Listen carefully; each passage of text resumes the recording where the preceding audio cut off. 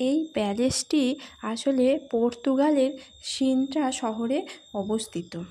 এটি 19 শতকের মাঝামাঝি প্রায় 1842 থেকে 1854 মধ্যে স্থাপিত হয়েছিল।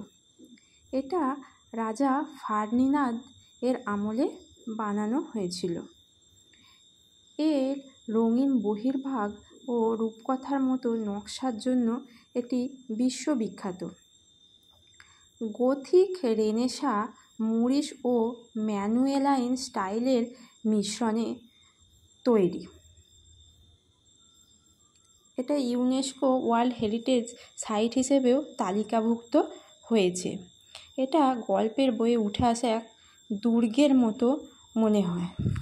এটা ইউরোপের সবচেয়ে একটা স্বপ্নীল প্রাসাদগুলির মধ্যে একটি।